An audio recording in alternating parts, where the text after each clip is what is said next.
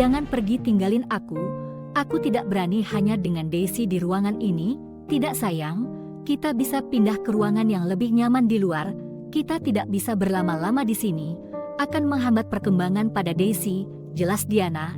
Tapi Mom, aku juga tidak rela untuk meninggalkan Daisy sendirian di sini. Ucap Dea bertubuhkan Daisy. Akan ada suster yang menjaganya. Ketika Daisy sudah melewati masa kritisnya, kita akan pindahkan ia ke ruang perawatan biasa dan akan menunggunya untuk siuman. Kamu setujukan? Tanya Diana sambil membelai rambut putrinya. Baiklah, hanya sampai Daisy melewati masa kritisnya, jawab Dea sesaat kemudian. Sandi meminta untuk memindahkan Dea ke ruangan VVIP. Diana tidak perlu menggunakan kursi roda lagi dan juga Sandi sudah bisa berjalan normal. Jadi di kamar VVIP hanya Dea yang bertubuhkan Daisy yang tidur di tempat tidur pasien saat ini. Saka yang mendapatkan kabar dari Yama bahwa Daisy sudah siuman, ia bergegas pergi untuk menghampiri Daisy dengan baju pasien masih melekat di tubuhnya dan juga infus di lengannya.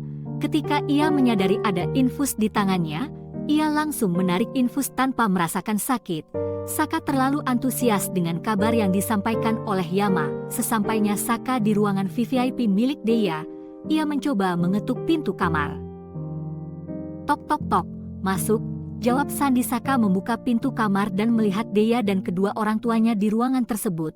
Selamat pagi Tuan, sapa Saka pada Sandi dan menunduk pada Diana. Diana membalas menundukkan kepalanya sambil tersenyum. Ada apa kamu kesini dengan pakaian rumah sakit? Apa kamu terluka? Tanya Sandi pada Saka yang kepalanya masih diperban bulat mengitari kepalanya.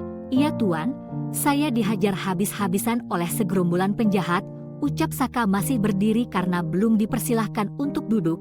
Mata Saka sesekali mencuri pandang pada Dea.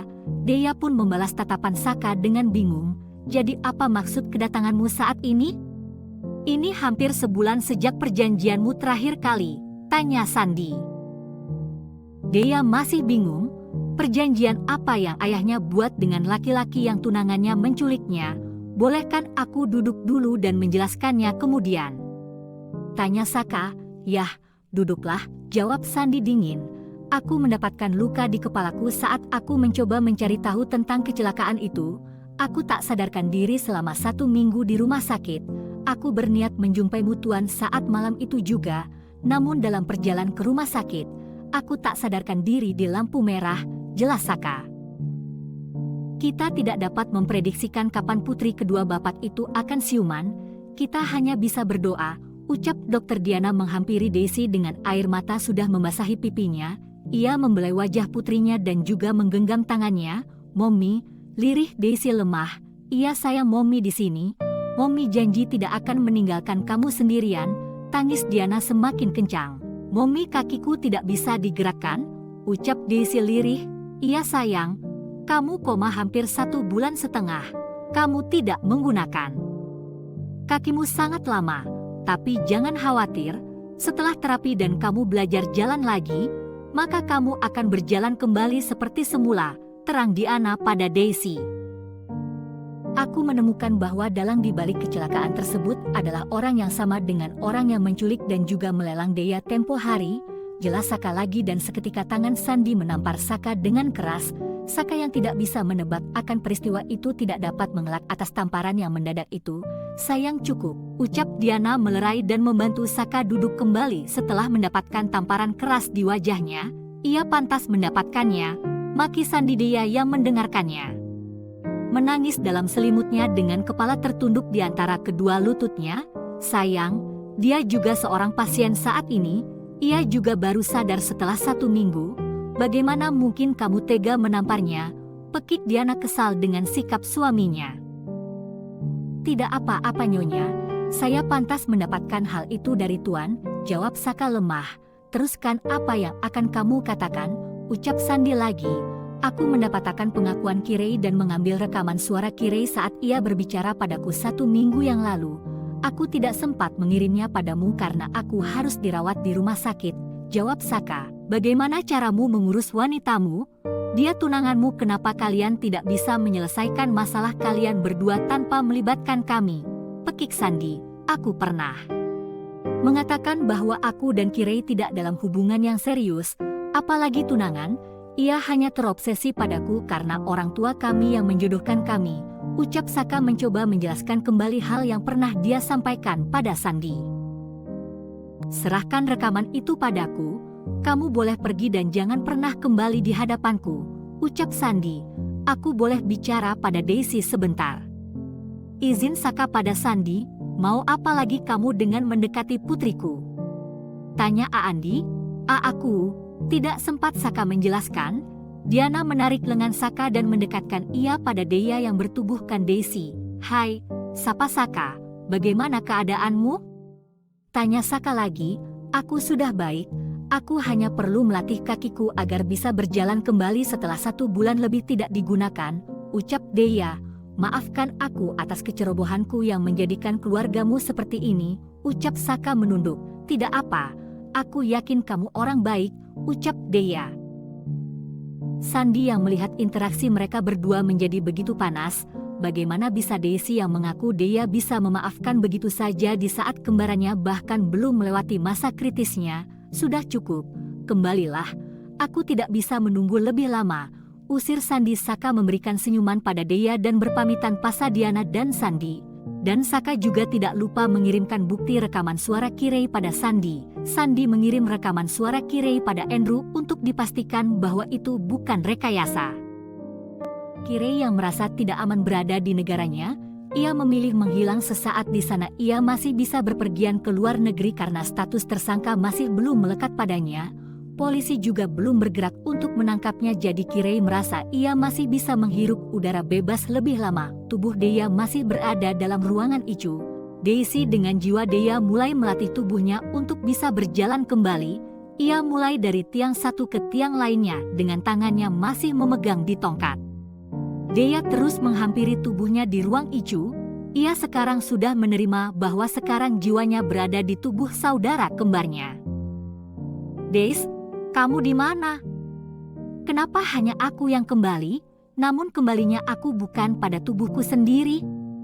Apa ini salahku yang mengira dirimu adalah aku ketika di alam bawah sadarku? Maka dari itu kamu masih belum bisa kembali.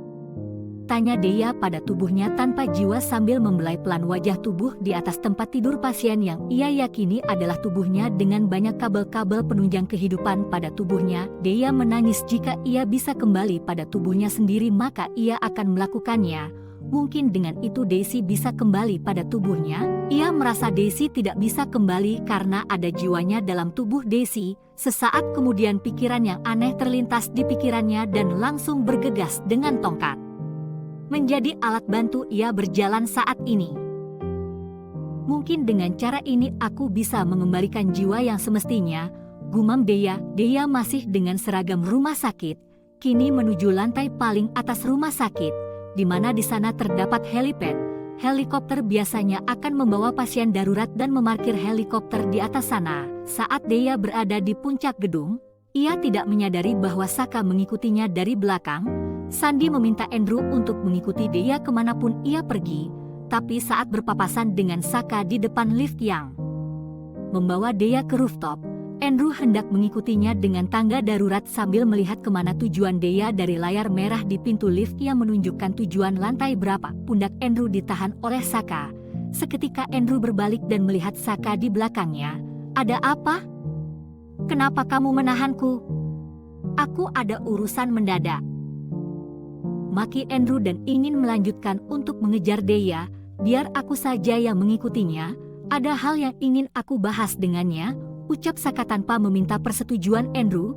Saka langsung menuju tangga darurat dan mulai menaiki satu persatu tangga, namun dia lupa bahwa rumah sakit itu mempunyai lantai yang tidak sedikit. Ia kelelahan dan kini berada di lantai 20. Andrew menyeringai saat Saka pergi meninggalkannya. Ia sudah melihat Saka sesaat sebelum Deya masuk ke lift. Ia hanya ingin sedikit mengerjai Saka. Saka yang pergi dan langsung menaiki tangga darurat.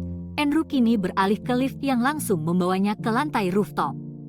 Dasar laki-laki bodoh, aku hanya menipunya saat aku hendak mengejar Deya lewat tangga darurat. Kini rencanaku berhasil, sudah mengelabuinya, gumam Andrew dalam hati. Terasa geli saat tiba di lantai 20. Saka tidak sanggup untuk menaikinya lagi. Ia akhirnya keluar dari tangga darurat dan menuju lift. Saat Saka menekan tombol lift dan pintu lift terbuka, ia melihat Andrew di dalamnya. Mereka sama kagetnya saat mata mereka bertemu. Ah sial, harusnya aku memilih lift pribadi yang hanya dikhususkan pemilik rumah sakit. Kenapa aku harus masuk ke lift umum yang banyak orang berlalu lalang, yang membuatku terlambat tiba di atas, gumam Andrew kesal. Padahal beberapa detik yang lalu ia begitu senang atas keberhasilannya membodohi Saka. Saka masuk ke lift dengan keringat di sekujur tubuhnya, langsung terduduk di lantai lift sambil berpegang pada dinding lift. Kenapa kamu mengikutiku? Aku sudah menahanmu tadi, maki Saka. Dari mana kamu tahu aku mengikutimu? Bisa saja aku ke kafe rumah sakit, tapi kamu benar, aku tidak akan membiarkanmu hanya berdua dengan Daisy di rooftop. Aku harus memastikan bahwa kamu tidak akan mendorongnya ke bawah. Maki Andrew tak mau kalah dengan kedua tangannya berada di dalam saku celana miliknya. Brengsek, kamu menuduhku akan membunuhnya? Saka bangun dari duduknya dan langsung memberikan satu pukulan di wajah Andrew. Andrew yang tak mau kalah juga membalas pukulan di wajah Saka yang seketika mengeluarkan sedikit darah akibat sudut bibirnya yang robek. Mereka terlibat perkelahian yang hebat dalam lift. Saat pintu lift terbuka karena beberapa orang menekan lift untuk masuk, mereka kembali mengurungkan niat mereka karena melihat pertengkaran yang hebat yang membuat jas Andrew dan Saka berantakan dan rambut yang acak-acakan. Mereka tidak memperdulikan pada mata yang menyaksikan mereka. Setelah lelah berkelahi, mereka berdua duduk berhadapan sambil kaki menjulur ke depan. Nafas mereka tersengal-sengal dan tidak beraturan. Tak lama kemudian lift terbuka kembali dan berada di lantai paling atas. Saka keluar lebih dulu baru disusul Andrew di belakangnya. Saka kaget melihat Deya yang bertubuh Daisy berada di atas tembok pembatas yang mengelilingi rooftop. Saka tidak mengetahui bahwa yang berdiri di sana saat ini adalah jiwa Deya dan bukan Daisy. Daisy, teriak Saka yang mengagetkan Deya yang hampir kehilangan keseimbangan karena terkejut, dan Saka langsung berlari dan menarik tangan Deya dengan kencang disusul Andrew yang juga menarik tangan Deya sebelahnya yang membuat Deya jatuh tepat di dada bidang milik Saka yang membuat Andrew semakin geram dengan wajah semakin memerah. Apa yang kamu lakukan? Kamu mau bunuh diri? Maki Saka pada Deya. Iya, aku ingin bunuh diri. Mungkin dengan ini saudara kembarku akan siuman, ucap Deya sambil menangis. Andrew yang mengerti arah pembicaraan Deya. Ia sudah tahu karena Andrew sudah diberitahukan oleh Sandi. Saka yang bingung tampak linglung dengan ucapan Daisy. Deya barusan, apa maksudmu dengan bunuh diri agar saudaramu siuman? Tanya Saka lagi. Nona, kembalilah ke ruangan Anda. Tuan sudah menunggumu di sana. Andrew menyela pertanyaan Saka dan tak ingin Deya berbicara yang tidak yang akan membuat Deya malah terlihat bodoh atas asumsinya. Tunggu bagaimana kalian berakhir di sini dengan penampilan kalian yang acak-acakan ini? Tanya Deya tertawa dengan menyulung bibirnya ke dalam. Saka dan Andrew saling menatap sinis penuh kebencian. Tidak ada apa-apa, jawab Andrew dan Saka serentak dan saling membuang muka. Saka, kenapa kamu di sini?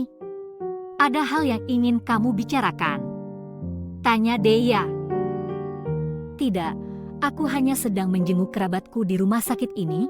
Saat aku hendak pergi, aku melihat Andrew sangat tergesa-gesa, jadi aku membantunya, ucap Saka. Bohong. Mata Andrew terbuka lebar seakan matanya akan jatuh ke tanah saat Saka kini bukan menipunya lagi, bahkan sudah menipu Deya. Heh, katamu kamu ada hal yang ingin kamu bicarakan pada Daisy, jadi kenapa sekarang seakan membantuku? Maki Andrew tidak terima. Sudahlah. Aku tidak pernah melihat laki-laki masih berjiwa anak-anak di usia kalian.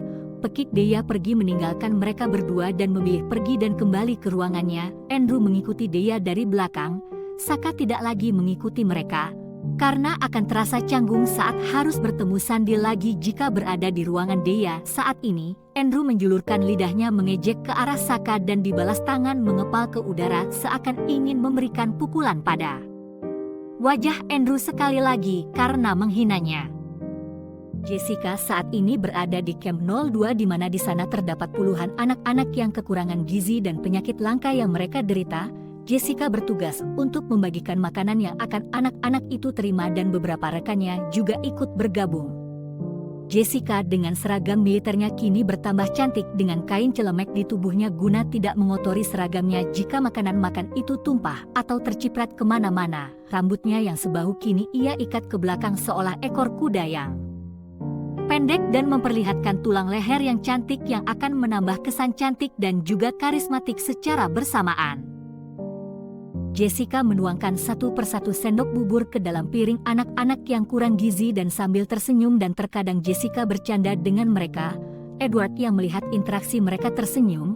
Edward tahu bahwa Jessica memiliki kepribadian yang baik serta ramah, tapi entah mengapa hatinya tak tergerak untuk mencintainya.